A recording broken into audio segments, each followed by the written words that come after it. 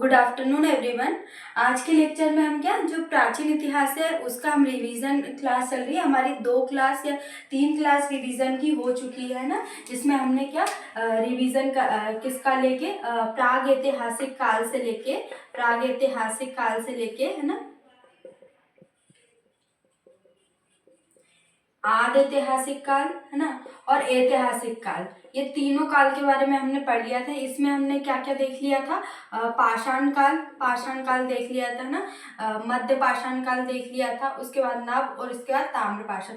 इसमें क्या वैदिक और सिंधु है ना, पहले सिंधु आई है ना, सिंधु घाटी सभ्यता, फिर वैदिक सभ्यता है ना। इसमें हमने पूरा देख लिया, मध्य देख लिया और उत्तर देख लिया है ना। ये सारे जो पाषाण काल है वो हमने देख लिए थे ना, अच्छे से पढ़ लिए थे। इसके बाद हमने क्या देखा था? इसके बाद हमने जो सिंधु घाटी सभ्यता है उसका सामाजिक आर्थिक और राजनीतिक जीवन देख लिया था ना। सिंधु घाटी सभ्यता का सामाजिक आर्थिक और राजनीतिक जीवन देख लिया था कि क्या स्थिति थी। उसके बाद उत्तर वैदिक काल का हमने 2 भागों में बांटा था। एक ऋग्वैदिक काल में और एक उत्तर वैदिक काल है ना। ऋग्वैदिक काल और उत्तर वैदिक। ऋग्वैदिक काल में क्या हमने किसकी रचना हुई?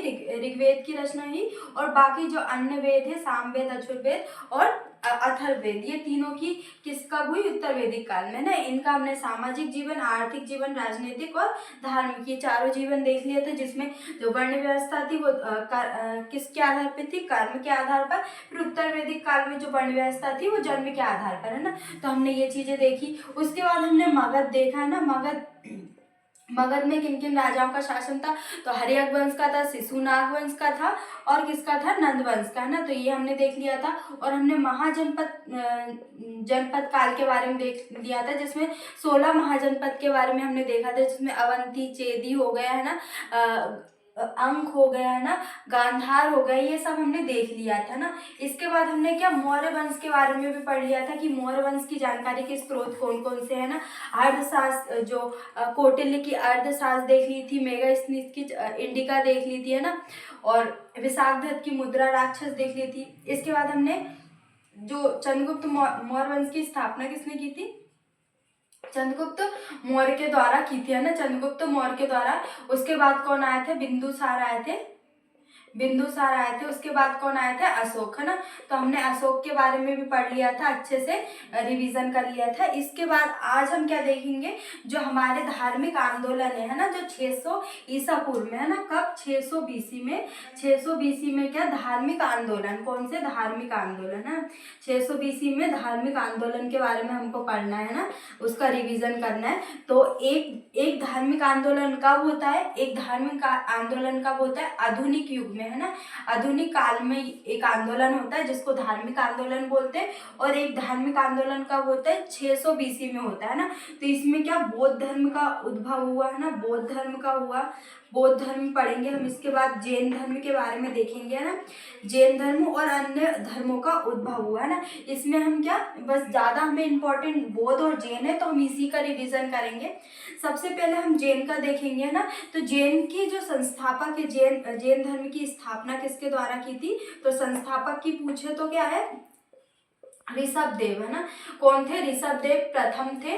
ऋषभदेव संस्थापक और प्रथम संस्थापक है ना। और कितने तीर्थकर कितने हुए? तो 24 तीर्थकर है। कितने हैं? 24 तीर्थकर है। हमको 24 याद रखने की जरूरत नहीं है, ये हमारे प्रथम तीर्थकर है जिनको संस्थापक बोलते हैं। उसके बाद कौन है? पार्श्वनाथ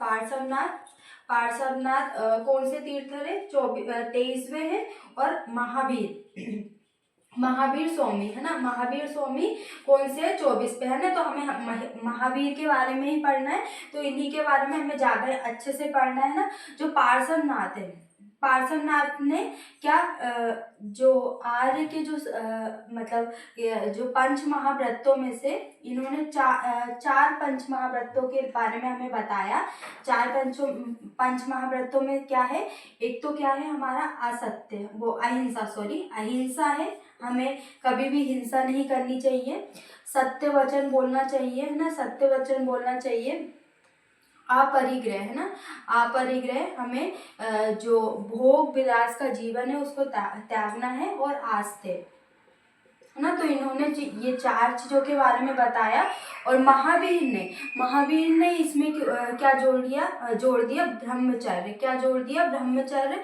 महावीर ने ये 5 व्रत। तो आपसे पूछ सकते हैं कि जो 5 महाव्रतों में से 4 किसके द्वारा दिए गए? तो पार्श्वनाथ के द्वारा। और एक जो अंतिम जो ब्रह्मचर्य है वो किसके द्वारा जोड़ा गया? तो महावीर स्वामी के द्वारा ये जोड़ा गया, है ना।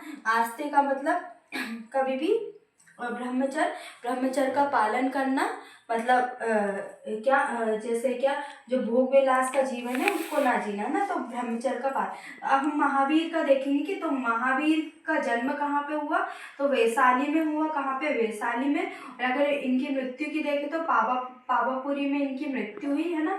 बाकी हमने इन डिटेल इसको अच्छे से पढ़ा है, हमारे प्रीवियस लेक्चर में आप इसको देख सकते हैं। और हमने इसको बहुत अच्छे से पढ़ा है कि महावीर का जन्म कब हुआ, इनकी मृत्यु कब हुई, इनको ज्ञान की प्राप्ति कब हुई, है ना। ये सब चीज़ें हमने देख ली, है ना। अब इनकी क्या, महावीर की कुछ शिक्षाएं है ना, तो महावीर के द्वारा कुछ शिक्षाएं भी दी गई है ना, जो कि बहुत ज़्यादा इम्पोर्टेंट है। जिसमें उन्होंने क्या, शिक्षाओं में क्या है? त्रिरत्न, है ना। त्रिरत्न किसी, जिसमें क्या, सम्यक ज्ञान, सम्यक चरित्र, सम्यक चरित्र और सम्यक दर्शन, है ना। तो ये त्रिरत्न के बारे में किसने बताया? महावीर की शिक्षाओं में शामिल, है ना। और 5 महाव्रत, है ना, 5 महाव्रत के बारे में बताया, जिसमें क्या है, अहिंसा के बारे में बताया कि लोगों को क्या, हिंसा से दूर रहना चाहिए, सदा सत्य वचन बोलना चाहिए, है ना। आस्ते, है ना, आस्ते और अपरिग्रह, है ना। अपरिग्रह मतलब भोग विलास का जीवन त्यागना चाहिए और ब्रह्मचर्य का पालन करना चाहिए। किसका? ब्रह्मचर्य का पालन करना चाहिए। तो ये 5 महाव्रत के बारे में किसने बताया? महावीर ने अपनी शिक्षाओं में दिया, है ना। और क्या, जो जैन धर्म में दो क्या हुई थी? दो जैन संगीति हुई थी, है ना। 2 जैन संगीति हुई थी, जो कि कहाँ पे हुई थी?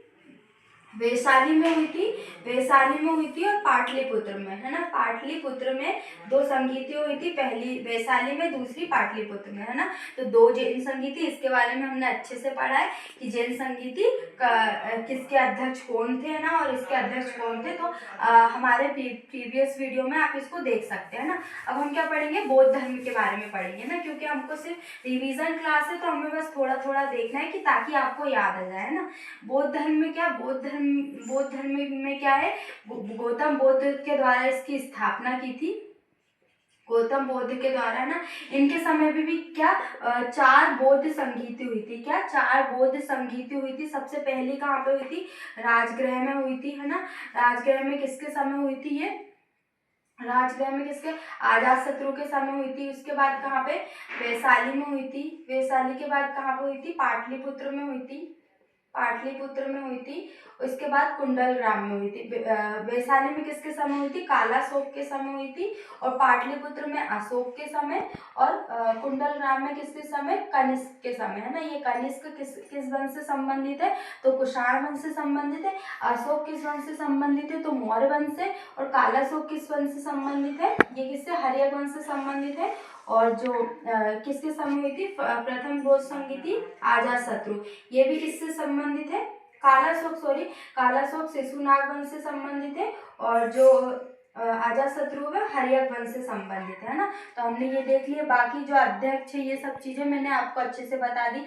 और बौद्ध धर्म की जानकारी के स्रोत में हमको क्या देखने को मिलता है? अंकुर निकाय, है ना। अंकुर निकाय में भी अंकुर निकाय के बारे में देखने को मिलता है ना। और इसके त्रिपिटक, है ना। त्रिपिटक के बारे में भी देखने को मिलता है ना, जिसमें सुत्त पिटक, अभिधम्म पिटक, है ना। तो इसके बारे में मैंने आपको अच्छे से बताया इन डिटेल। हमारी जो प्रीवियस लेक्चर में जाके आप इसको देख सकते हैं। तो बौद्ध धर्म मैंने आपसे बहुत अच्छे से पढ़ा है। अभी इसके बाद हम क्या देखेंगे? मौर्योत्तर काल, है ना। मौर्योत्तर काल में क्या था? मौर्योत्तर काल में क्या, 2 भागों में बांटा था। एक तो विदेशों का आगमन, विदेशी शासकों का आगमन, और एक देशी, है ना। तो ये दोनों को हम नेक्स्ट लेक्चर में पढ़ेंगे। तो हमारा मौर्योत्तर काल, गुप्त काल और गुप्तोत्तर काल, है ना। तो ये तीनों और है। मैं आपको नेक्स्ट लेक्चर में इसको कंप्लीट करवा दूंगी। फिर इसके बाद हम उत्तर भारत के राजवंश और दक्षिण भारत के राजवंश, और बस कुछ चीज़ें और बचेंगी, उसका रिवीजन देख लेंगे। फिर हम क्या जो मध्यकालीन इतिहास है उसको स्टार्ट कर देंगे।